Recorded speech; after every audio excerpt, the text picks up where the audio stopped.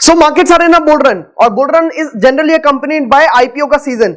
जैसे हमने 2023 के एंड में दिसंबर में देखा बुल रन का एक सीजन था जहां पे सब IPOs ने किक ऑफ किया, ऐसे ही हम देखने वाले हैं इस 2024 with a very good IPO season. और इसी 2024 के फर्स्ट IPO के बारे में हम आपके लिए एक वीडियो लेके आ गए हैं जिसका नाम है Jyoti CNC automations limited. So let's dive into this video to get to know about their details और कैसा IPO परफॉर्म कर सकता है। सो हम बेसिक से स्टार्ट करेंगे। The company was incorporated in 1991।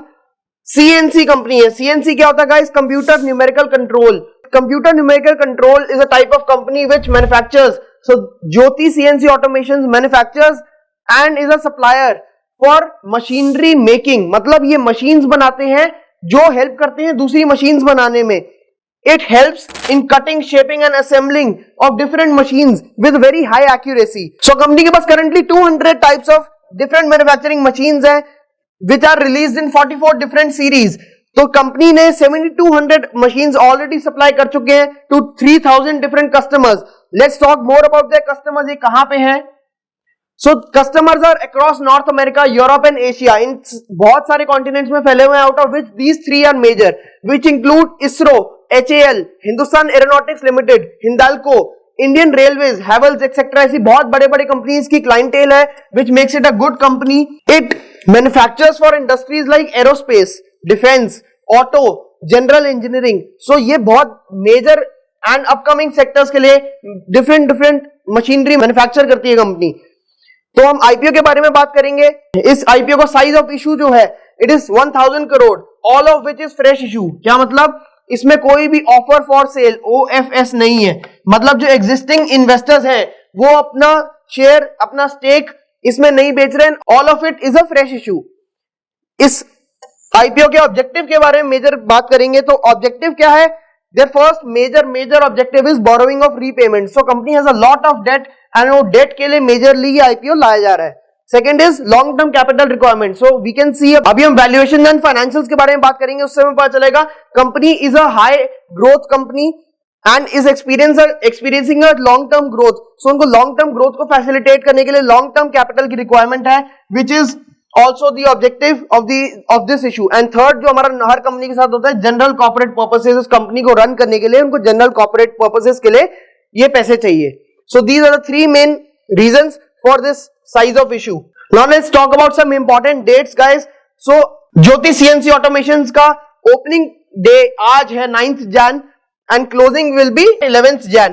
Listing date जो होगी वो 16 Jan को होगी। मतलब लिस्टिंग जो है शेयर्स की वो 16 Jan को होगी, प्रोवाइडेड अगर आपको शेयर्स मिलते हैं तो। हम इस वीडियो में ये बात करेंगे आपके चांसेस कैसे बढ़ सकते हैं इस इशू को लेने के। So listing will be 16 Jan, but generally हम देख रहे हैं आजकल बुल रन में प्रीपोन हो रही है लिस्टिंग, तो हो सकता है 14 या 15 Jan को हमें लिस्टिंग देखने को मिल जाए। ये इशू जो है, ये IPO जो है, it is coming at a price band of 315 to 331। But हमें पता है कि हमें कट ऑफ प्राइस यानी कि हाईएस्ट प्राइस पे बिड लगानी होती है ताकि हमारे चांसेस बढ़ जाए। ऐसी छोटी छोटी ट्रिक्स के बारे में हम बात करेंगे। So stay alert. So price band is 315 to 331 and 331 पे हमें टिक करना है, कट ऑफ प्राइस पे हमें टिक करना है। तो अब कोटा की बात करें कि कितना इशू किसके लिए है। So QIB has a quota of 75% in this issue. Retail has only just merely 10% of this issue and remaining 15% is for HNIs। HNIs are high net worth individuals. So अगर हम लॉट साइज के बारे में बात करें तो रिटेल के लिए एक lot which will be for 45 shares will be for rupees 14,895। HNI small category जो है which is around 2 lakh rupees से ऊपर की जो कैटेगरी होती है उसको कहते हैं HNI स्मॉल कैटेगरी। उसके लिए होंगे 630 shares which is 14 lot which will cost you around 2,08,530 rupees. And अगर HNI बिग कैटेगरी की बात करें which is more than 10 lakh rupees, उनके लिए होंगे 3060 shares which is 68 lots and it will cost them rupees 10,12,860। सो अगर हम फाइनेंशियल्स के बारे में बात करें, इसकी जो मोस्ट इंपॉर्टेंट चीज होती है देखने के लिए, सो इनके जो एसेट्स हैं they have grown from 1388 to 1515 crore by 2023। Revenue को अगर हम देखें तो 590 करोड़ थे 2021 में, 750 करोड़ थे 2022 में and 952 crore which is a major 27% growth from 2022 to 2023। 27% growth इन्होंने अपने रेवेन्यू फ्रॉम ऑपरेशंस में दिखाई है। एंड अगर हम प्रॉफिट आफ्टर टैक्स के बारे में बात करें तो this was a net negative company in 2021। थोड़ा सा इन्होंने लॉस रिड्यूस किया बाय 2022 एंड फर्स्ट टाइम ये पॉजिटिव हुई है. So profit after tax first time इसका पॉजिटिव हुआ है, विच इज 15 करोड़ नाउ, जिसकी वजह से इनकी वैल्यूएशंस आर वेरी हाई, इनकी growth is very high and इसी की वजह से इनका वैल्यूएशन मल्टीपल बहुत हाई है. Now let's talk about valuations. So company की वैल्यूएशंस के बारे में बात करें तो company has become recently profitable and is experiencing growth. जैसे मैंने आपको बताया, that is why their valuations are at a very high level. इनका डेट टू इक्विटी रेशियो, मतलब डेट अपॉन इक्विटी, जितना इन्होंने लोन ले रखा, that is 10 times of their equity, which is a very very high number. It's a risky game. इनके reserve and surplus versus debt के बारे में बात करें तो reserve and surplus is only 200 crore versus the debt which is around 821 crore. बहुत ज्यादा difference है इन दोनों में. That is why it's a risky company. Peer comparison के बारे में अगर हम बात करें, अगर कंपेयर करें डिफरेंट कंपनी से with the same segment same business, so different companies are ELGI equipments limited, जिनका PE का मल्टीपल अभी चल रहा है 44.30 पे. अगर हम लक्ष्मी मशीन वर्क्स लिमिटेड के बारे में बात करें तो इट इज अराउंड 30, इनका PE इज अराउंड 37.69. अगर हम त्रिवेणी टर्बाइन लिमिटेड के बारे में बात करें तो इसका PE इज अराउंड 67.76. यही अगर हम ज्योति CNC जो हमारा IPO आ रहा है उसके बारे में बात करें तो ज्योति CNC ऑटोमेशंस का PE is around 430, वॉपिंग 430 figure. So PE का मतलब क्या होता है? Price to earnings. सो अगर लेमैन लैंग्वेज में समझाया जाए तो कितने रुपए आपको देने पड़ेंगे 1 रुपए कमाई के लिए. सो अगर आपको 430 का PE दिख रहा है, that means you have to provide 430 rupees to earn 1 rupee in this company.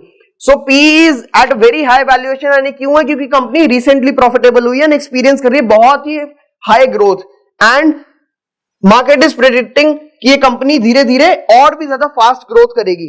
अब उसकी बारी जिसके लिए आप सबका वेट कर रहे हैं, इसका ग्रे मार्केट प्रीमियम किया है एंड हम लिस्टिंग पे अगर इसको निकाल दें, इसको सेल कर दें तो हमें कितना प्रॉफिट मिल सकता है. So grey market premium is around 100 rupees right now, which is 30% of the listing. So अगर आप रिटेलर कैटेगरी से अप्लाई करते हैं पर लॉट, अगर आपको शेयर्स मिलते हैं, so as of now today it will give you around a profit of 4500 rupees per lot. So आप कैसे इसमें अप्लाई कर सकते हैं, विल टेल यू. सो आप इसमें अप्लाई करने के लिए आपको डिफरेंट डीमैट अकाउंट चाहिए. अगर आपका सिंगल डीमैट अकाउंट होगा तो चांसेस है कि आपको ये अलॉटमेंट नहीं मिलेगी एंड क्योंकि अलॉटमेंट में ओवर सब्सक्रिप्शन के चांसेस है तो हो सकता है आपको सिंगल डीमैट से अलॉटमेंट ना मिले. सो अपनी अलॉटमेंट चांसेस बढ़ाने का क्या तरीका है? आप डिफरेंट डीमैट अकाउंट से इसको अप्लाई करें. अपनी मम्मी के नाम से, अपने पापा के नाम से, अपने फादर ब्रदर सिस्टर सबके नाम से इसमें एक एक सिंगल लॉट अप्लाई करें. एक लॉट से ज्यादा अप्लाई करने का कोई फायदा नहीं है, क्योंकि अगर ओवर सब्सक्राइब हुआ तो प्रो राटा बेसिस पे नहीं, आपको सिंगल लॉट ही मिलेगा. सो अगर आपको एक ही लॉट अप्लाई करना है, so apply with different demat accounts. And अगर आपके पास डीमैट अकाउंट नहीं है तो we have put the link in the description. आप सीधा वहीं से टैप करके डीमैट अकाउंट खोल सकते हैं. So if you get this IPO, you can get a profit of 4500 rupees per lot, but GMP changes. अगर GMP को मैं एक लेमैन लैंग्वेज समझाऊं, so it is grey market premium. मतलब ग्रे मार्केट में जो डब्बा बाजार है उसमें शेयर ट्रेड हो रहे हैं at a premium of 100 rupees. मतलब अगर 331 का प्राइस है राइट नाउ तो it is trading at in a grey market at a price of 431. So इसके लिए investors are ready to give 431 rupees.